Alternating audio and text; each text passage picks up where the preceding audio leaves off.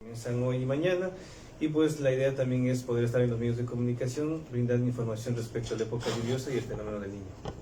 Estamos viviendo una época lluviosa, usted también lo ha dado a conocer, y aquí en la provincia de Pastaza ventajosamente no ha sido extensa, pero las provincias de las cuales está bajo su responsabilidad, ¿cuál es la situación? Esto afecta en parte también más a la movilidad, al tránsito, que en definitiva son medios por los cuales se pueden conectar entre las provincias. ¿Cuál es la situación en otros lados y aquí en la provincia? ¿Qué información tiene usted? Sí, bueno, tenemos en la coordinación zonal 3 las provincias de Cotopaxi y Chimborazo que se encuentran dentro de la declaratoria de alerta amarilla. Dentro de estas dos provincias tenemos 4 cantones que se podrían ver afectados en la provincia de Cotopaxi y 5 cantones en la provincia de Chimborazo. Asimismo, en lo que corresponde a estos 4 cantones, tenemos 15 parroquias que podrían verse afectadas, que están en el subtrópico, eso en la provincia de Cotopaxi, y 9 lo que corresponden en la provincia de Chimborazo.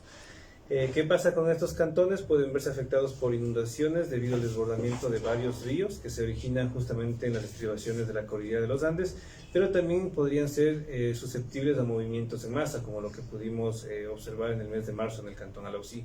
Entonces la idea es ir trabajando con los diferentes municipios para tomar acciones preventivas y también trabajar en los procesos de evacuación, que suele ser un poco la resistencia de la gente en estos temas cuando hay algún tipo de evento adverso. ¿Qué conocen o qué información tiene de la provincia de Pastaza? En este caso, hablando de Tungurahua y Pastaza, por ejemplo, lo que hemos tenido es varias reuniones con las diferentes gobernaciones en las cuales el pronóstico, la probabilidad es que se dé una posible disminución de las lluvias, o sea, un déficit hídrico o sequía, lo que podría afectar en este caso a lo que es el sistema hidroeléctrico de Agoyán, y lo que generaría que requiramos comprar energía eléctrica a países vecinos como Perú y Colombia. Justamente la empresa SELEC, la empresa pública, se encuentra haciendo su plan de contingencia para proveer de este suministro en el caso de que comenzáramos a tener menores precipitaciones. ¿Y por qué podría verse afectada la central hidroeléctrica? Justamente por la disminución de las precipitaciones en el callejón interandino. Entonces, es decir, ¿hablaríamos de sequía o qué? Sí, justamente en la parte de hasta la cota de los 1500 metros sobre el nivel del mar, en lo que es el litoral, se tiene como un pronóstico de que hay un aumento de precipitaciones. Sin embargo, en el callejón interandino, la probabilidad es de que se disminuyan las precipitaciones en ciertos momentos, lo que generaría que tengamos un poco de déficit de energía eléctrica, ¿no? Eso es un pronóstico, una probabilidad que igual al final se tiene que comprobar, y cada mes van actualizando los pronósticos de acuerdo a la evolución del fenómeno. Bueno, y vamos un poco más a aclarar este tema que nos ha tenido confuso. Ingeniera Alexandra Ayala, dándole la bienvenida. Usted como analista, nos han indicado de que el fenómeno del Niño podría tener en unos lados inundaciones, en otros lados sequía, tal como también nos ha mencionado ya el ingeniero Tucumbi. ¿En qué lugares de lo que ustedes anticipan, realizando el análisis respectivo, en qué regiones habrá lluvias extensas y también sequía? Buenos días, mucho gusto, muchas gracias por el espacio y por darnos la bienvenida.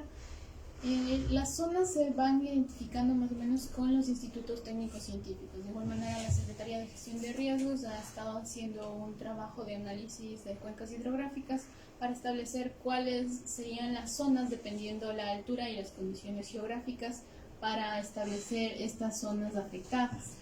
Al momento todavía se sigue monitoreando por parte de todos los institutos porque hay un estado de vigilancia permanente por el nivel por la probabilidad de ocurrencia del fenómeno del Niño. Todos son probabilidades, ¿no? Pero Así la es. información que les han entregado del instituto, que dicen, un ejemplo, en lo que corresponde a la región, Chimborazo va a existir, le pongamos ejemplo, ¿no? En Chimborazo va a existir sequía. En Pastaza va a existir lluvias extensas. ¿Qué pasa en Cotopaxi? Si, por ejemplo, me voy a centrar en la Amazonía. ¿Qué se tiene previsto para la Amazonía, para la provincia de Pastaza? Lo que se espera en la zona sierra es más bien que haya un aumento en la zona costera y de la sierra, que haya un aumento en las lluvias, y más o menos en la zona central de la sierra y hacia el oriente que haya una disminución, lo que mencionaba el coordinador, que haya esta disminución y haya más bien un tiempo de sequía aquí dentro de la provincia de Pastaza. Que haya sequía en la provincia de Pastaza. Entonces no debemos temer mucho de que pudiera ser afectada esa inundación. Podría ser un conjunto de las dos, o sea, por eso es que la institución, los ordenadores del territorio y las personas de de la comunidad, necesitamos estar preparadas para estas dos probabilidades. Pueden ser los dos eventos extremos. ¿Cuáles son los motivos, por ejemplo, para que se produzca demasiada lluvia en ciertos lugares?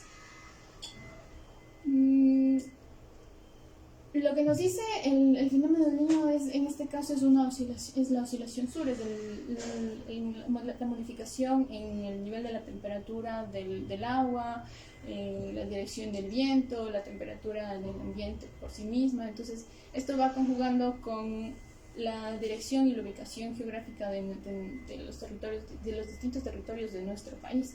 Entonces, por ejemplo, por eso es que en cada región, asimismo como tiene sus particularidades, también va a tener sus diferentes procesos. Las zonas costeras son más receptivas a que se tengan efectos dañinos por estar en contacto con el mar.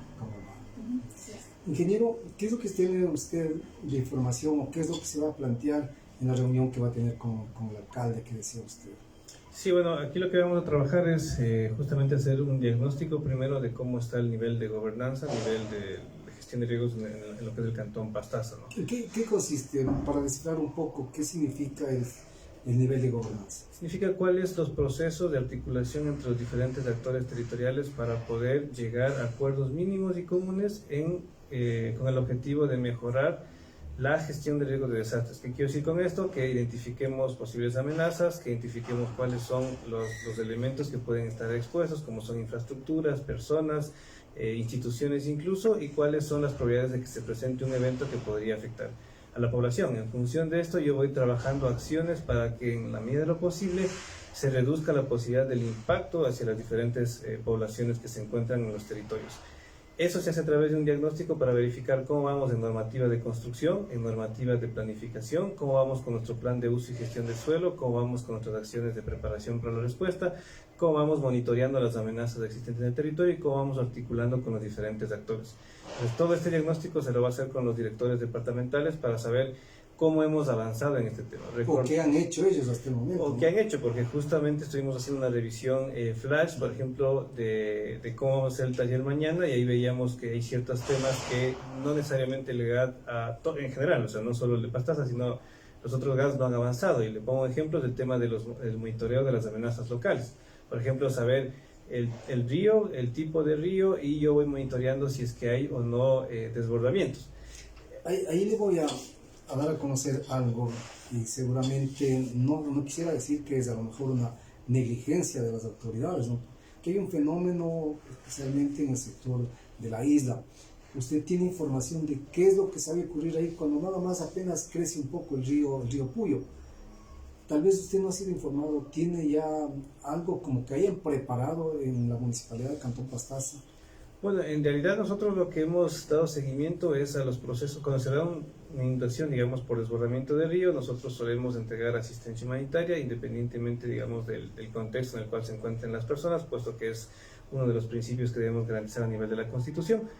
Pero sí que debemos comenzar a hablar justamente de los procesos de ordenamiento territorial, reubicación, relocalización de las zonas que han sido quizás en este caso pobladas de manera no regular. Lo que eso hay que ir trabajando dentro de los procesos de planificación del GAD, y justamente uno de estos análisis se hace en este diagnóstico que mencionábamos, ¿no?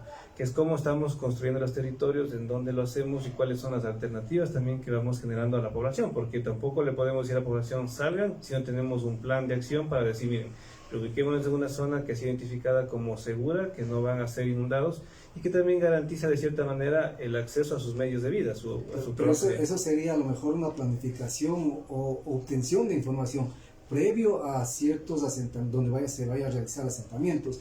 Yo le decía, a lo mejor ahora, como se habla de que están preparándose en todo el país para lo que venga, para los efectos del fenómeno del Niño, pero le cuento, por ejemplo, que en la isla hay un sector donde ya está habitado por mucho tiempo y cada que llueve tiene inconvenientes la gente. De aquello usted no tiene información como coordinador zonal, ¿no le han entregado? O sea, nosotros solicitamos o emitimos los lineamientos de lo que son la elaboración de planes de contingencia para los diferentes municipios. Aquí separamos en dos grupos. El primero es planes de contingencia para los municipios que podrían verse afectados por la época lluviosa o el déficit hídrico, y los municipios que podrían verse afectados por el fenómeno del Niño. Entonces, Les reitero, ¿usted tiene información de la isla?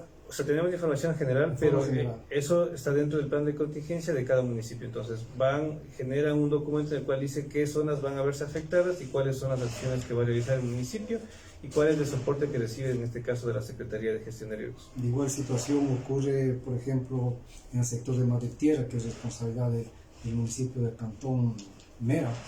También allá la gente se ve afectada cada vez que se incrementa el caudal del río. Sí, justamente estuvimos el mes pasado haciendo una inspección en el talud de Mera, que es algo que lo hacemos habitualmente, o sea, cada año, porque queremos confirmar, digamos, el proceso erosivo del río Pastaza. Entonces, lo hacemos cada año. Se vino una inspección justamente con la ingeniera Alexandra Ayala y el ingeniero geólogo para verificar si existe un avance o no en la erosión del talud de Mera. Entonces, ahí justamente fuimos a hacer una inspección de cuáles son las zonas susceptibles a este proceso de inundación.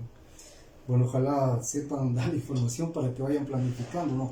Ingeniera, hablaba de los asentamientos y las previsiones que se debe tomar.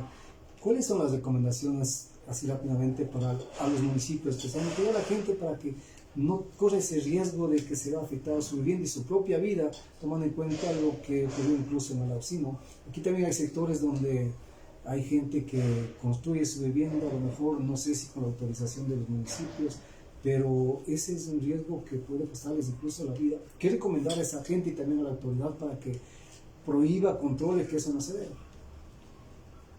Así es, estos temas de asentamientos humanos con la gestión de riesgos es un tema que debe ir transversalizado, es decir, que se debe prever la gestión de riesgos durante, cuáles son las amenazas, las susceptibilidades de nuestro territorio y un conocimiento conjunto de esto, qué es a lo que yo estoy expuesto en este momento y cuáles son las condiciones que me vuelven más vulnerables ante estos eventos. Esto sería en la situación actual. Como planificadores del territorio no solamente vemos la situación actual, sino preveemos con datos históricos, de información levantada, análisis previos, qué es lo que hubo aquí, qué es lo que hubo en mi territorio, qué condiciones me llevaron y si es que esto es un proceso natural o fue amplificado por acción antrópica. De la misma manera, con este conocimiento actual y previo se puede hacer una planificación de cómo evitar todos estos sucesos. En cuanto a los asentamientos humanos, yo puedo ver cuáles fueron las condiciones de mi territorio, en la forma en la que se fueron desarrollando estos asentamientos, y si yo puedo mejorar las condiciones, no solamente tal vez de ubicación, sino de construcción, condiciones socioeconómicas, de educación, que todo al final conforma el territorio y va a aumentar o a disminuir estas condiciones para prepararse para el fenómeno y para cualquier evento adverso. Lo cual sería bueno una planificación efectiva para no tener inconvenientes en el futuro, ¿no? Esto debería ir dentro de nuestros planes de ordenamiento territorial y es precisamente en lo que ha estado trabajando la Secretaría de Gestión de Riesgos, tratando de institucionalizar la gestión de riesgos dentro de los instrumentos de planificación territorial para no solamente convertirnos en una institución que responde ante las emergencias, sino a preverlas y prevenirlas para generar un desarrollo sostenible en el tiempo. Claro, porque sería, o sea, es conveniente de prevenir antes que luego vaya gestión de riesgos a nada más a recoger a las personas damnificadas o dar asistencia, ¿no? Y lo que pasa con esto es que al nosotros simplemente volvernos entes de respuesta, estamos truncando o estamos cortando el desarrollo que debería darse. Digamos, de aquí a 5 años, yo como ordenador del territorio debería plantearme una meta, hasta dónde yo quiero llegar, hasta dónde yo quiero mejorar las condiciones. Si en ese tiempo yo ya habré considerado los riesgos de mi territorio y me habré preparado para ellos en el momento en el que suceda alguna eventualidad, ya no me afectará en el grado en el que me pudo haber afectado si yo no estaba preparado. Entonces, a partir de esos 5 años ya no se vuelve un borriga de nuevo, sino se convierte en un avance progresivo y así yo voy siguiendo teniendo un desarrollo de mi sociedad. ¿Y ha existido tal vez coordinación o interés, en este caso ya los gobiernos seccionales que tienen competencias y amigos, para realizar de esta forma planificada el trabajo que les corresponde con la Secretaría de Riesgos? Porque únicamente a veces se conoce o aparecen cuando ya existió una emergencia, pero anteriormente nunca le hicieron nada, o si hicieron algo en ese instante, luego ya se olvida. La idea de todos estos trabajos cuando se trata de desarrollo territorial y de planificación es que sea un esfuerzo conjunto. No va solamente desde, claro, las competencias van como ente rector, como ente organizador del territorio a los GATS, pero asimismo va este tema de la concientización de las comunidades, de la sociedad, para, por ejemplo, yo no ir y asentarme en lugares donde sé que puede suceder algo o que son irregulares. Asimismo, el GAT tiene la competencia y la facultad de hacer convenios o trabajar conjuntamente de forma articulada y coordinada con otras instituciones, tanto gubernamentales como no gubernamentales, para que les puedan apoyar en estos procesos de desarrollo. Ingeniero, vamos a hablar acerca de lo que, o menos de lo que conocemos, que todo el país se está preparando para el fenómeno venido. Se ha hablado incluso de presupuestos. ¿Cuál es la asignación que tendría desde el Estado la coordinación zonal para atender las diversas emergencias? Imagino debe usted disponer de información de las posibles consecuencias que puede existir en cada una de las provincias. ¿De cuánto disponen y qué está planificado exactamente realizar? Sí, bueno, el gobierno nacional ha hecho una asignación de 266 millones de dólares a las diferentes carteras de Estado, especialmente a quienes son los líderes de las mesas técnicas de trabajo nacional. Me refiero al Ministerio de Ambiente, Agua y Transición Ecológica, al Ministerio de Agricultura, al Ministerio de Defensa Nacional, Ministerio de Desarrollo Urbano y Vivienda, Ministerio de Inclusión Económica y Social y los diferentes ministerios.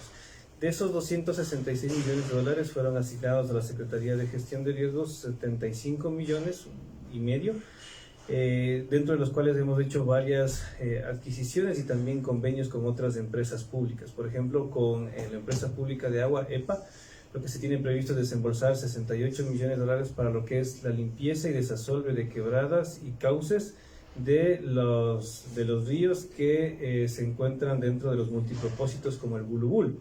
La idea es que estos multipropósitos no colapsen, que estén con el mantenimiento adecuado y eso permita que controlemos de cierta manera una posible ruptura de represa. Luego tenemos asignado 5 millones de dólares que son exclusivamente para la Secretaría de Gestión de Riesgos, para la adquisición de lo que son kits de dormir, kits de alimentos, kits de higiene personal, kits de vajilla, también algunos vehículos, camiones y también bombas y tanques de agua, con el fin de poder proveer estos insumos a los diferentes alojamientos temporales y hacer la entrega de asistencia humanitaria en caso de que se requiera. Y tenemos luego la diferencia del presupuesto, que son aproximadamente 2 millones de dólares, que serían para acciones correctivas ya para el siguiente año, incluso justo con las empresas públicas, para poder ajustar algunos de los, especialmente las obras emblemáticas que se hicieron en su momento. ¿El presupuesto que usted ha mencionado es de forma general para todo el país, por ejemplo, para riesgos?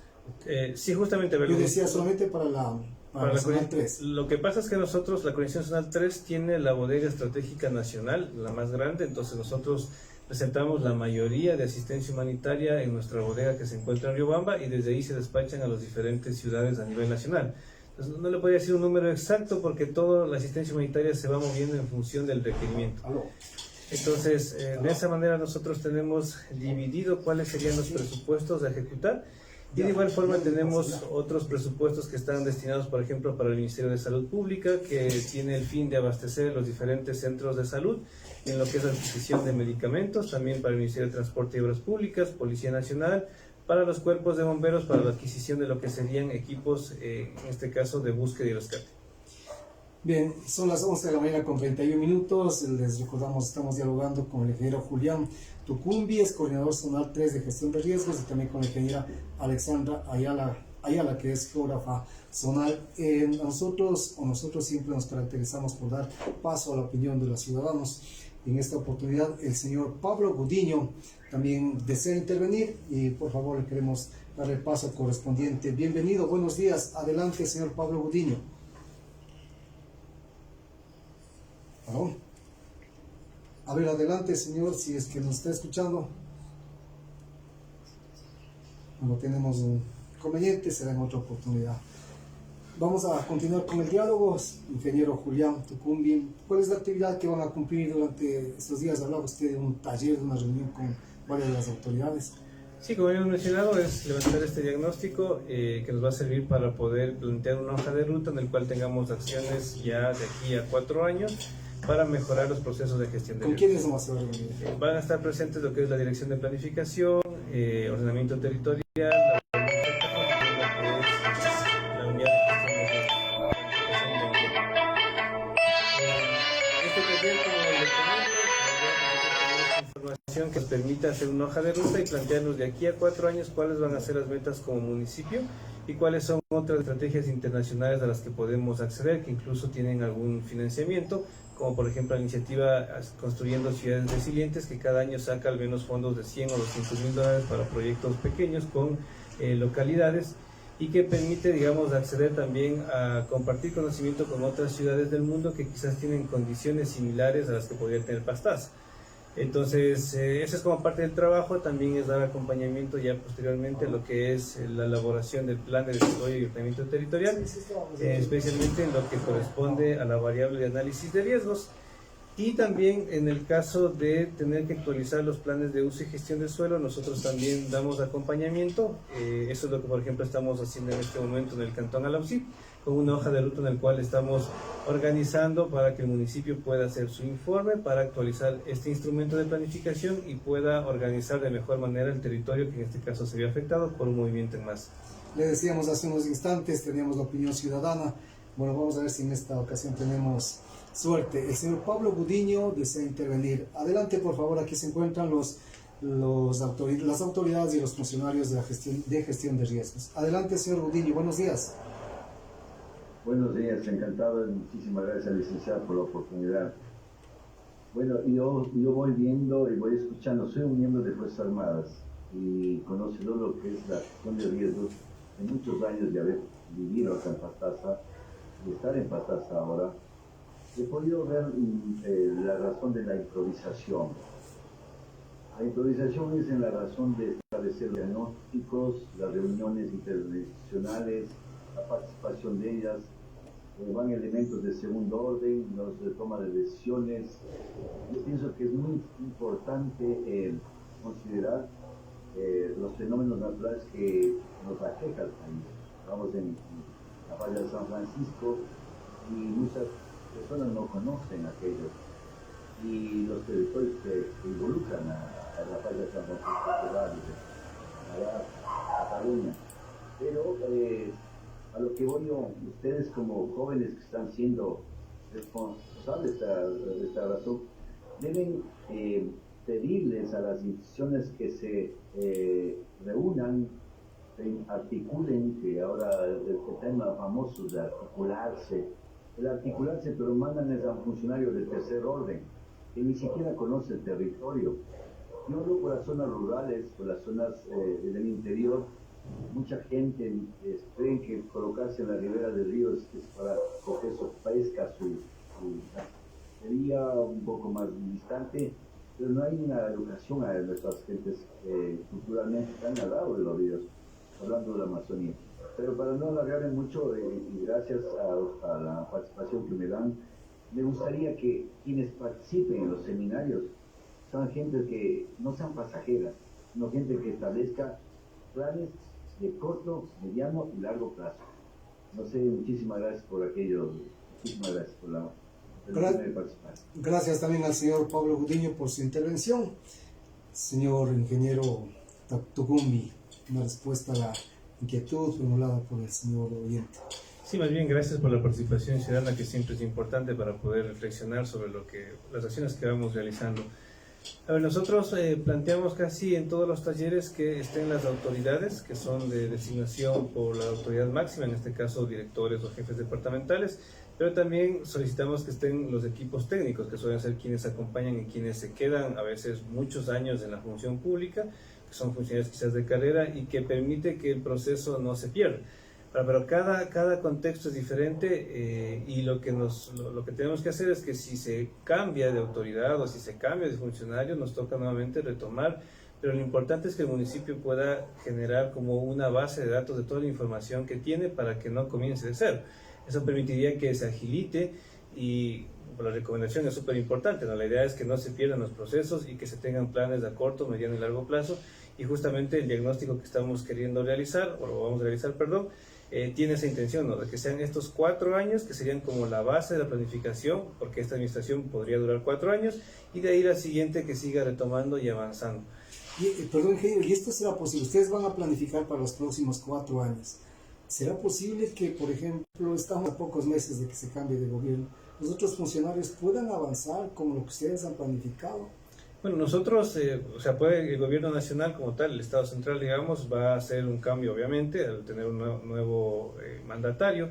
Sin embargo, el GAT continúa. Entonces, la idea es que se continúe. En este caso, por ejemplo, en mi caso particular, soy de libre emoción. Sin embargo, las compañeras ya tienen, digamos, sus partidos Pero lo que ustedes presupuestarios. lo que dejen plasmado a lo mejor pueda ser de importancia para que se continúe, ¿no? Porque siempre ha habido mezquindad en las autoridades. Algunos que se van ya dejan ahí como más puedan y los que reciben dicen, no, ahora vamos a cambiar a ser como yo deseo. Y eso ha sido lo malo porque no hay esa continuidad en los procesos, ¿no? Sí, hemos tratado en esta administración, digamos, liderado por el ministro Cristian Torres, de que todos los funcionarios que han sido designados incluso tienen un perfil técnico. Entonces ustedes podrían revisar quiénes son miembros de la Secretaría de Gestión de Riesgos.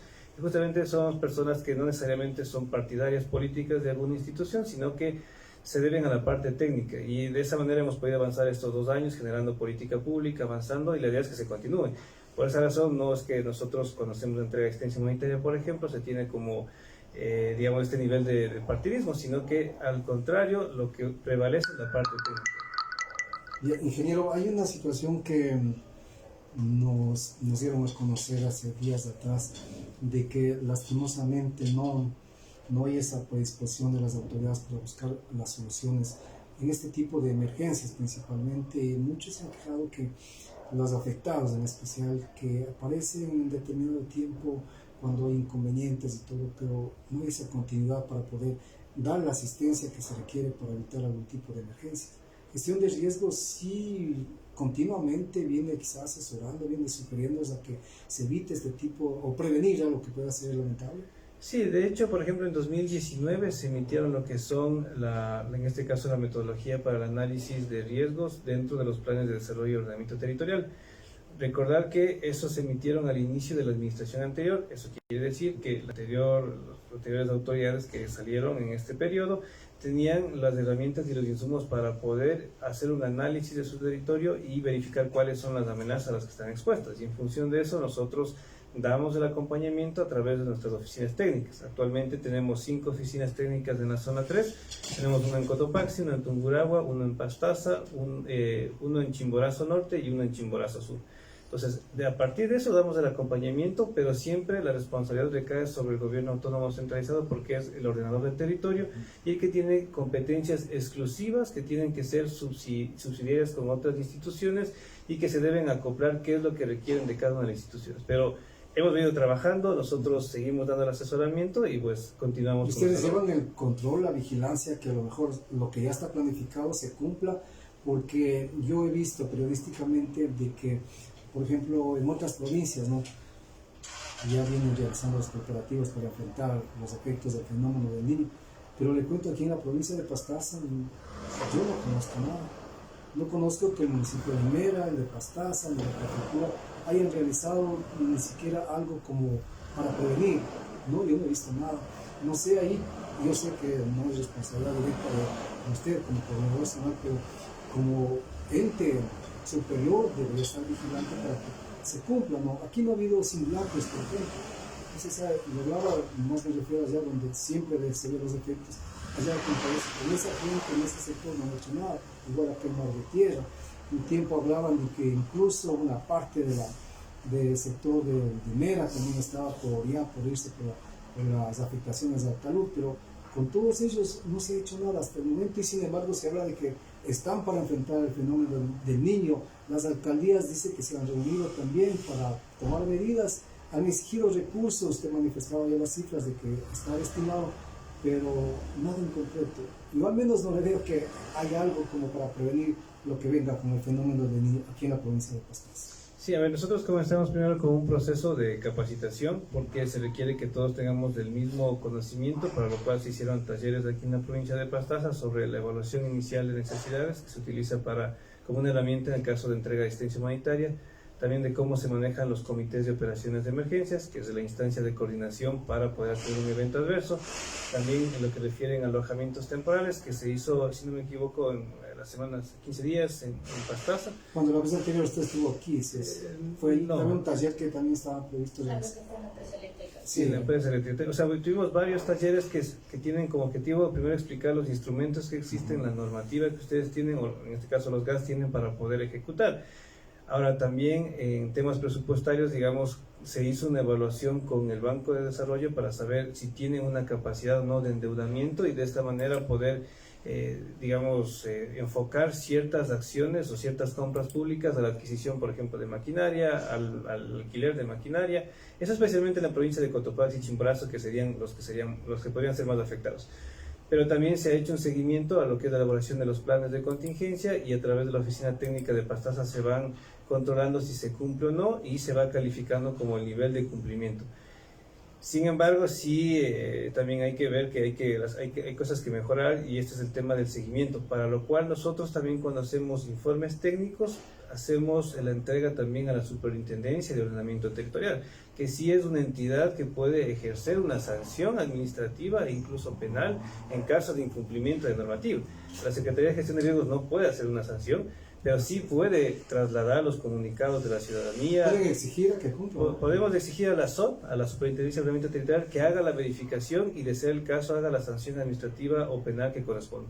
Y a los gobiernos seccionales, por ejemplo, luego de los talleres de inducción que han realizado, no pueden hacer nada más, decir a ver, ¿dónde está? ¿Cómo está preparada la gente? Porque se habla de que viene el fenómeno y no se sabe, a lo mejor sea el próximo mes, pero como que se van retardando las entidades responsables de prevenir que los daños que pueda causar el fenómeno. Sí, justamente, o sea, el seguimiento, tenemos como un vacío legal a nivel ¿O país. existen tiempos determinados? No, tenemos nosotros un vacío como Estado, y este era el tema de la Ley de Gestión de Riesgos. La Ley de Gestión de Riesgos tenía que haberse aprobado desde 2008, porque cuando se crea un sistema, como el sistema de salud pública o el sistema de educación, se tiene que crear una ley orgánica.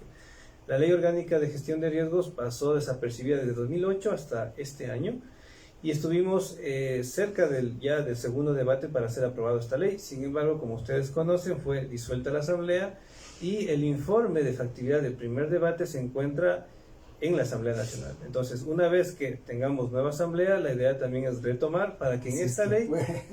Sí, justamente, pero la idea es seguir retomando, ¿no? Desde los espacios que estamos, muchas de las personas, antes de ser autoridades, hemos estado en colectivos de gestión de riesgos e impulsando esta ley durante años, y la idea es que la ley también tiene ciertas acciones sancionatorias. Entonces, eso te permite ya exigir, como usted menciona, en tiempos, el cumplimiento de las mismas. Sin embargo, todo funcionario público tiene que cumplir la normativa. Entonces, la ley es clara y la Constitución... Yo considero que a estas alturas, aquí en Pastaza, debemos saber todos ya ¿qué vamos a hacer cuando venga el fenómeno del Niño? No se sabe con exactitud si a lo mejor aquí, porque llueve un poco y de pronto aquí ya se inundan los lugares que son más bajos, las vías también se ven afectadas, hay deslaves y todo.